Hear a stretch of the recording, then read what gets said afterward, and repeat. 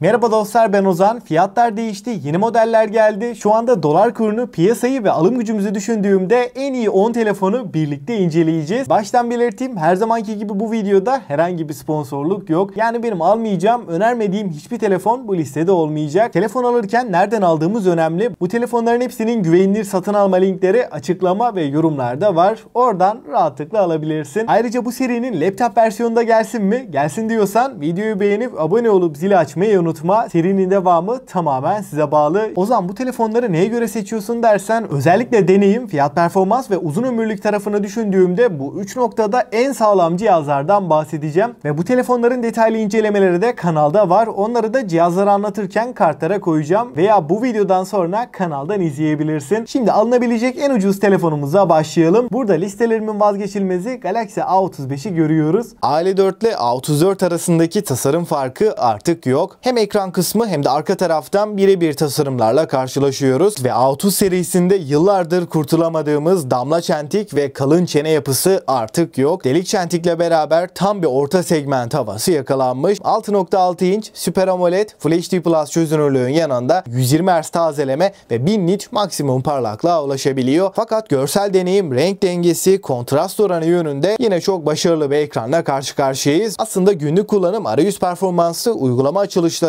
5 nanometrelik bu işlemcimiz çok da fazla ısınmıyor. Fakat Exynos 1380 oyun için çok uyumlu bir işlemci değil. Normalde 60 FPS potansiyeli olsa da pek çok oyunda kısıtlamaya gidiyor ve 30-40 FPS bandında bir deneyim alabiliyoruz. Ana kameramız 50 megapiksel f1.8 ve OIS desteğine sahip. Burada ana kameralar A55 ile tamamen aynı. İkinci kamera 8 megapiksel ultra geniş ve 2 megapiksellik makro kameramız var. Ön tarafta da 13 megapiksel ve 4K 30 FPS çekebilen bir kamerayı görüyoruz. Arka kamerayla da 4K 30 FPS'te OIS ile beraber güzel çekimler yapabileceğiz. Genel kamera performansı A34'ten net şekilde önde. 5000 mAh batarya, 25 Watt hızlı şarj desteğini görürken kutu içeriğinden yine bir adaptör çıkmayacak. Stereo hoparlörler var ve Dolby Atmos desteğine sahip. Yazılımda da Android 14 ve One UI 6.1 ile birlikte geliyor ve 4 yıl Android, 5 yıl güvenlik güncellemesi yine bu cihazın en önemli artılarından. Wi-Fi 6, Bluetooth 5.3 ve 5G desteğini görürken IP67 ile 1,5 metre suya 30 dakika boyunca dayanabiliyor. İkinci sırada 20.000 TL altı özellikle kamera ve performans anlamında en dengeli telefon ikinci nesil S21 FE'yi görüyoruz. Tasarımsal açıdan S21'e oldukça benzeyen ve premium bir cihaza karşılaşıyoruz. Burada alüminyum bir yapıya yer verilmiş, 7.9 mm kalınlık ve 177 gramlık bir ağırlığa sahip. Boyutuna oranla da gayet hafif bir cihaz ve ekran kısmında da kesinlikle üst seviyede. 6.4 inç dinamik AMOLED Full HD Plus çözünürlüğün yanında 401 ppi piksel yoğunluğuna sahip. 120 Hz tazeleme, HDR10 Plus gibi üst seviye teknolojileri de bu ekranda görüyoruz. Ve ikinci nesil S21 FE'yi ilk versiyondan ayıran en önemli fark kesinlikle donanım. Burada Snapdragon 888'i görüyoruz ve bu fiyat bandında X6 Pro dışında en güçlü işlemci diyebilirim. 8 GB RAM ve 128 GB depolama ile gelirken oyunlarda 60 FPS'i rahatlıkla verebiliyor. Kamera kısmında ana kamera ve ultra geniş açı 12 megapiksel. Ana kamera f1.8 ve optik imaj sabitleyici ile gelirken f2.2 ultra geniş açı kameramız da var ve 8 megapiksellik makro kamerayı da görüyoruz. Ön tarafta da 32 megapiksel ve 4K 30 FPS çekebilen bir kameramız var. Arka kamerayla da 4K'da gayet stabil, pürüzsüz videolar çekebiliyoruz. Batarya kısmında 4500 mAh'lik batarya ve 25 Watt hızlı şarj desteğine sahip ama kutu içeriğinden herhangi bir adaptör çıkmıyor. Stereo hoparlörler var ve Dolby Atmos desteğine sahip. Android 13 ve One UI 6.1 ile gelirken 2 yıl daha güncellemeleri alacak. Üçüncü sırada kameranın fotoğraf tarafı, batarya performansı ve tasarımı ile öne çıkan Honor 200 önümüze çıkıyor. Tasarımsal olarak gayet şık ve boyutuna oranla ince ve hafif bir telefonla beraberiz. 6.7 inç AMOLED Full HD Plus,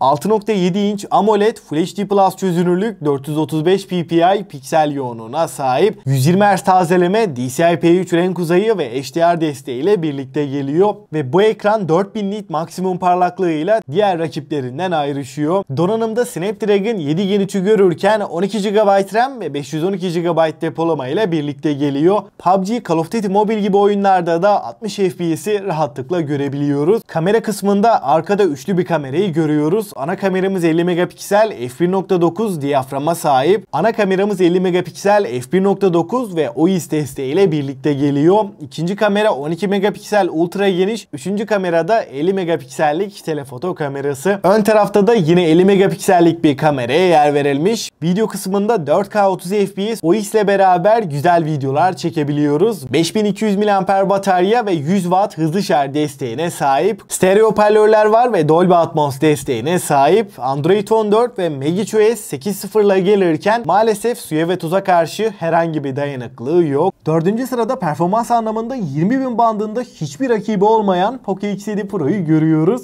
Açıkçası tasarım olarak baktığımda önceki Poco'nun X serisi modellerinden daha sade, daha şık bir telefonla karşılaşıyoruz. Buradaki tasarım biraz iPhone 16'ya da benziyor. 6.67 inç AMOLED Full HD Plus çözünürlüğün yanında 446 ppi piksel yoğunluğuna sahip. Tabii ki 120 Hz tazeleme, Dolby Vision, HDR10 Plus gibi en üst düzey teknolojiler bu ekranda var ve 12 bit renk derinliği DCI-P3 renk uzayının %100'ünü kapsamasıyla ekranda renkler, canlılık ve kontrast oranı muazzam bir seviyede diyebilirim. Ekran deneyimi anlamında sanki bir orta segment değil de üst segment hissiyatı veriyor. 3200 nit maksimum parlaklıkla ne dışarıda güneşli ortamlarda ne de kapalı ama yoğun ışıklı ortamlarda bile ekranı görmekte hiçbir şekilde zorluk yaşamıyoruz. MediaTek Dimensity 8400'ü görüyoruz. MediaTek'i duyduktan sonra videoyu kapatmayın. Çünkü bu işlemci hem performans hem de verimlilik tarafında kusursuz. 8 ve 12 GB olarak iki farklı RAM, LPDDR5X en güncel en performanslı RAM'lerle beraber geliyor. 256 ve 512 olarak iki farklı depolamada var. Antutu'da da bu işlemci 1.5 milyonu görüyor. Bu işlemciyle beraber oyun tarafında Genshin Impact gibi sistemi en çok zorlayan oyunlarda en düşük ayarlar 120 FPS, en yüksek ayarlarda da 60 FPS'i rahat rahat alabiliyoruz. Ana kameramız 50 megapiksel f1.5 ve Sony'nin IMX882 sensörü burada kullanılmış. Fotoğraf çekim kalitesi olarak ana kamera ışığı doğru bir şekilde aldığınızda ışık yeterli ise gayet iyi sonuçlar veriyor. Kontrast oranı ve doygunluk iyi seviyede, renklerde abartıya kaçmıyor. Fotoğrafların detaylarında da çok fazla kayıp yaşamıyoruz. Ama ultra geniş açıdan çok bir şey beklemeyin. Günü kurtaracak seviyede. Fotoğraf kalitesi olarak orta segment bir cihaza oranla ana kamera başarılı. Ultra geniş açı vasat diyebilirim. Fakat video tarafında geliştirmeler var. Nihayet 4K 60 FPS desteği geldi. 6000 mAh batarya ve 90 Watt hızlı şarjla birlikte geliyor. Sıfırdan 100'e de ortalama 45 dakikada tam olarak doldurabiliyoruz. Yazılımda da Android 15 ve HyperOS 2.0 ile gelirken 3 yıl Android 4 yılda güvenlik güncellemelerini alacak. Hoparlör kısmında stereo hoparlörleri görüyoruz. Suya ve toza karşı da IP68 sertifikasıyla 1,5 metre suya 30 dakika boyunca dayanabiliyor. 5. sırada genel deneyime baktığımda 20.000'den 30.000'e kadar fiyat performans anlamında en dengeli ve her yönden düşündüğümde bir amiral gemisi deneyimi veren S24F'yi görüyoruz. Tasarımsal açıdan S24F'ye baktığımda ilk dikkat çeken nokta daha büyük ve daha ince bir telefonla karşılaşıyoruz. Burada kasa yapısı, kenar çerçeveleri daha keskin hatlarla geliyor. Arka kapak cam, çerçeveler alüminyum. Çerçeveler S23F'ye oranla inceltilmiş durumda. 6.7 inç dinamik AMOLED 2X panel, Full HD Plus çözünürlük ve 120 Hz tazelemeyi görüyoruz. Bunun dışında HDR10 Plus, DCI-P3 renk uzayı, 5 milyona bir kontrast oranı gibi bir ekranda görebileceğimiz en üst düzey teknolojiler S24F'ye konumlandırılmış. Samsung'un kendi üretimi olan Exynos serisinde benim en beğendiğim işlemcilerden Exynos 2400'ün E versiyonunu görüyoruz. Bu işlemci S24 ve S24 Plus'ta gördüğümüz 2400'ün %10 civarı kısılmış hali. Fakat buradaki işlemci Snapdragon 8 Gen 2 ile başa baş diyebilirim. PUBG'de düşük ayarlar 90 FPS, en yüksek ayarlarda 60 FPS'i rahatlıkla alabiliyoruz. 8 GB RAM, 128, 256 ve 512 GB'lık 3 farklı depolama ile geliyor. Kamera kısmında arkada üçlü bir kamera sistemini görüyoruz. Ana kameramız 50 megapiksel f1.8 OIS desteğine sahip. İkinci kamera 12 megapiksel f2.2 ultra geniş. Üçüncü kamera olarak da 8 megapiksellik f2.4 3x optik zoom yapabilen telefoto kamerasına yer verilmiş. Ön tarafta da 10 megapiksellik 4K 60 FPS çekebilen bir kameramız var. Arka kamerayla da 8K 30 ve 4K 60 FPS OIS destekli videolar çekebiliyoruz. 4700 mAh batarya ve 25 Watt hızlı şarjla beraber geliyor. Kutu içeriğinden her zamanki gibi telefonumuz ve Type-C şarj kablosu dışında bir şey çıkmıyor. 6. sırada Xiaomi 14T'yi görüyoruz. Ekran tarafında da 6.67 inç AMOLED Full HD Plus 446 ppi piksel yoğunluğuna sahip ve 144 Hz tazelemeyi burada görüyoruz. HDR10, Dolby Vision, 5 milyona bir kontrast oranı gibi üst düzey teknolojiler yine bu ekranda var ve donanım kısmında aynen tasarım kısmında olduğu gibi yine tanıdık bir işlemciyle beraberiz. Burada Dimensity 8300 Ultra'yı görüyoruz. 12 GB RAM ve 256 GB depolamayla beraber geliyor.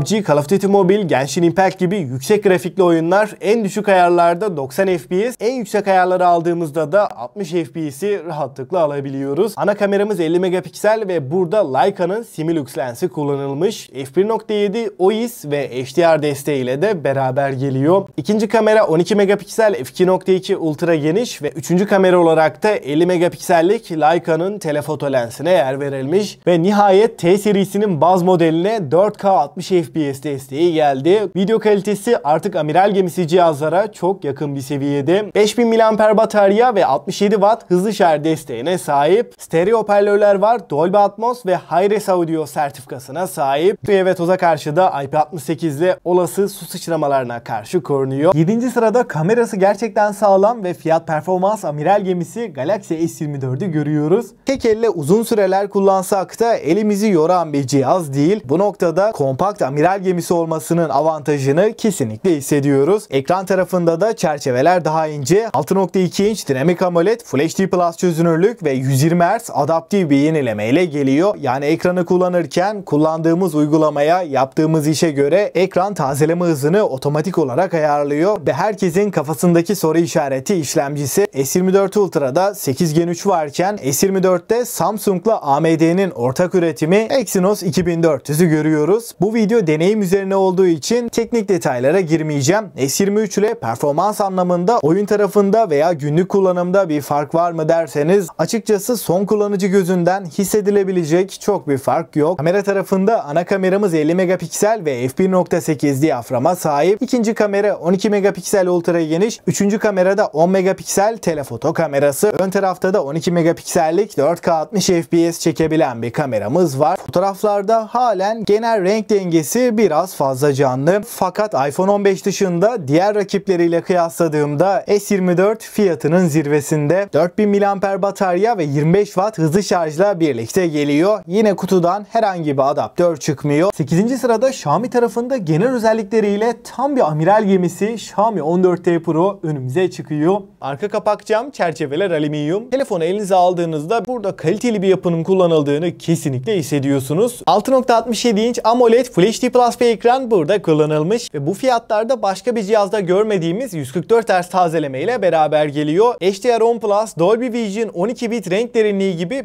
bir ekranda görebileceğimiz en üst düzey teknolojiler 14T Pro ile beraber geliyor. Parlaklık konusunda da 4000 nit maksimum parlaklığa ulaşabiliyor. Parlaklık gayet yeterli. Ekrandaki renkler, canlılık, kontrast oranı yönünde de kusursuz seviyede diyebilirim. Bu ekranda bir şeyler izlemek, içerik tüketmek, günlük kullanımda arayüzde, menüde gezmek oldukça keyifli. Burada MediaTek'in en üst seviye işlemcisini Dimensity 9300 Plus'ı görüyoruz. 12 GB RAM, 256 GB depolama ile beraber geliyor. Hafıza kartı desteğimiz yok. Sonradan bir yükseltme yapamayacağız. Genshin Impact gibi sistemi en çok zorlayan oyunlarda bile en yüksek ayarlar 60 FPS alabiliyoruz. PUBG, Call of Duty Mobile gibi oyunlarda da düşük grafikler 120 FPS'i rahat verebiliyor. Ana kameramız 50 megapiksel, f1.8 ve OIS desteğine sahip. Burada OmniVision OVX 9000 sensörü kullanılmış. Bu sensörün aynısını Xiaomi 14'te de görmüştük. İkinci kamera 12 megapiksel ultra geniş. Üçüncü kamera olarak da 50 megapiksel f2.0 telefoto lense yer verilmiş. Ön tarafta da 32 megapiksel 4K 60 FPS çekebilen bir kameramız var. Fotoğraf çekim kalitesi olarak özellikle ana kamerayla renkler, canlılık ve kontrast oranı yönünde gayet iyi işler çıkartıyor. Işık yeterli olduğunda açıkçası ultra cihazları da aratmayacak seviyede. 5000 mAh batarya 120 Watt hızlı şarja beraber geliyor. Kutu içeriğinden bu adaptörün çıktığını söyleyeyim. Arayüzde, menüde, uygulama geçişlerinde herhangi bir çökme, donma sorunu yaşatmıyor. Yazılım deneyimi anlamında da gerçekten bir amiral gemisi kullandığını hissediyorsun. Hoparlör tarafında da stereo hoparlörleri görüyoruz. Tabii ki Dolby Atmos desteğine sahip. Suya ve toza karşı da IP68 sertifikasıyla 1,5 metre suya 30 dakika boyunca dayanabiliyor. Benim için ekran kalitesi ve büyük ekran birinci öncelikse S24 Plus önümüze çıkıyor. Hem ince hem de çok ağır bir telefon olmadığını rahatlıkla söyleyebilirim. 6.7 inç dinamik Dinamik AMOLED 2X panel burada kullanılmış. Fakat QHD Plus 513 ppi piksel yoğunluğuna sahip. 120 Hz tazeleme, HDR10 Plus gibi üst düzey teknolojilerle birlikte geliyor. Açıkçası ekrana baktığımda renkler, canlılık, kontrast oranı gerçekten muazzam seviyede. Ki ekran tarafında bu fiyatlarda alabileceğimiz en iyi telefon diyebilirim. Bu noktada bir rakibi olduğunu düşünmüyorum. Exynos 2400'ü görüyoruz. Bu işlemci 12 GB RAM ve 256 GB depolama ile birlikte geliyor. Donanım olarak şu anda kağıt üstünde Android tarafına bakarsak en güçlü işlemcilerden biri. Antutu'da bu işlemci 1.800.000'i zorlayabiliyor. Oyunlarda en yüksek ayarlar 60 FPS'i rahatlıkla görebiliyoruz. Genshin Impact gibi gerçekten sistemi zorlayan en yüksek grafikli bir oyunda bile aralıksız bir saat oyun oynadığımızda herhangi bir FPS drop'u ani FPS düşüşleriyle karşılaşmıyoruz. Ana kameramız 50 megapiksel f1.8 ve OIS desteğine sahip. İkinci kamera 12 megapiksel ultra geniş. Üçüncü kamerada 10 megapiksel f2.4 3x optik 30x dijital zoom yapabilen telefoto kamerası. Ön tarafta da 12 megapiksellik 4K 60 FPS çekebilen bir kamerayı görüyoruz. 4900 mAh batarya ve 45 Watt hızlı şarjla birlikte geliyor. Kutu içeriğinden herhangi bir adaptör çıkmıyor. Hoparlör tarafında stereo hoparlör var ve Dolby Atmos desteğine sahip. 9. sırada bütçeyi çok zorlamadan güncel bir iPhone istiyorsak ve özellikle de ana kamerada Pro serisini aratmasın diyorsam iPhone 15 önümüze çıkıyor. Tasarımsal açıdan baktığımda iPhone 13'ten beri süregelen benzer bir tasarımı görüyoruz. Type-C'ye geçilmesi de bence güzel bir artı. Artık diğer cihazları şarj ederken iPhone için ekstradan Lightning kablosu aramakla da uğraşmıyorum. 6.1 inç XDR OLED Full HD Plus çözünürlüğün yanında 460 ppi piksel yoğunluğuna sahip. Maalesef 60 Hz bir panelle geliyor. Fakat HDR10, Dolby Vision, True Tone desteğiyle beraber ekranda renkler, canlılık ve kontrast oranı gerçekten muazzam bir seviyede. Kamera tarafında ana kameramız 48 megapiksel f1.6 ve OIS desteğiyle birlikte geliyor. İkinci kamera 12 megapiksel ultra geniş. Ön tarafta da yine 12 megapiksellik 4K 60 FPS çekebilen bir kameramız var. Donanımda A16 Bionic görüyoruz ve 6 GB RAM ile birlikte geliyor. 128, 256 ve 512 GB'lık 3 farklı depolama var. Bataryada 3349 mAh batarya ve 20 Watt hızlı şarj desteğine sahip. Hoparlör konusunda da stereo hoparlörleri görüyoruz ve Dolby Atmos desteğine sahip. Son sırada tasarımı, ekran kalitesi ve batarya performansı ile öne çıkan Magic 6 Pro'yu görüyoruz. 6.8 inç OLED Full HD Plus 453 ppi piksel yoğunluğuna sahip. HDR10 Dolby Vision 10 bit renk derinliği ile beraber geliyor. Ekran kalitesi oldukça başarılı bir cihaz diyebilirim. Buradaki kavisli tasarımda premium algısını bir kademe daha yukarı çıkartıyor. Parlaklık konusunda 5000 nit maksimum parlaklığa çıkabiliyor. Canlılık ve doygunluk tarafında da muazzam bir ekranla beraberiz. Donanımda Snapdragon 8 Gen 3'ü görüyoruz. 12 GB RAM ve 512 GB depolama ile beraber geliyor. PUBG, Call of Duty Mobile gibi oyunlarda en düşük ayarlar 120 FPS, en yüksek ayarlarda da 60 FPS'i rahatlıkla alabiliyoruz. Performans olarak zaten bu fiyat bandında alınabilecek en iyi telefonlardan biri. Kamera tarafında hem ana kamera hem de ikinci kameramız 50 megapiksel f1.4 ve OIS desteğine sahip. İkinci kameramızda f2.0 ultra geniş açıyken üçüncü kamera olarak da 180 megapiksel periskop zoom kamerasını görüyoruz. Bu kamerada 2.5x optik 100x'te dijital zoom imkanı sağlıyor. Ön tarafta da 50 megapiksellik bir kamerayı görüyoruz. Arka kameralarla 4K 60 FPS'te oldukça stabil, sabit videolar çekebiliyoruz. Video kalitesi anlamında bu fiyatlarda en sağlam cihazlardan diyebilirim. 5600 mAh batarya ve 80 Watt hızlı şarj desteğine sahip. Kutu içeriğinden bu adaptör çıkıyor. Android 14 ve MagicOS 8.0 ile gelirken 4 yıl Android, 5 yılda güvenlik güncellemelerini alacak. Suya ve toza karşı da IP68 sertifikasıyla 1,5 metre suya 30 dakika boyunca dayanabiliyor. Stereo hoparlörler var. Dolby Atmos desteğine sahip. Kablosuz bağlantılarda da Wi-Fi 7, Bluetooth 5.3,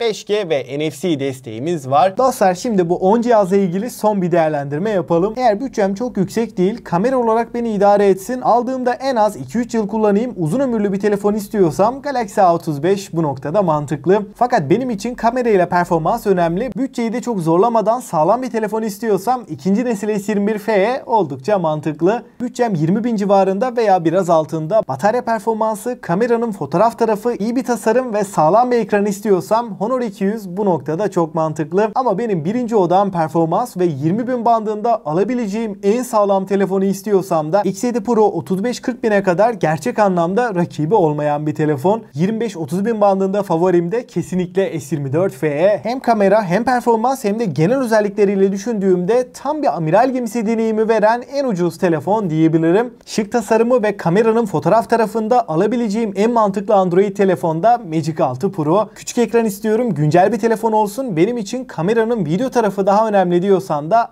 iPhone 15 öne çıkıyor. Açıkçası listeye de genel anlamıyla baktığımda bu piyasada hem alım gücümüze oranla hem de genel deneyimiyle düşündüğümde alınabilecek en sağlam cihazları inceledik. Bu telefonların güvenilir satın alma linkleri de açıklama ve yorumlarda var. Oradan güncel fiyatlara da bakabilirsin. Aklına takılan herhangi bir soru olursa da yine mutlaka yorumlarda bekliyorum. Serinin devamı için de alt taraftan beğenip abone olup zili açmayı unutma. Destekleriniz benim için çok önemli. Ben Ozan. Sonraki videoya kadar kendinize çok iyi bakın. Hoşça kalın.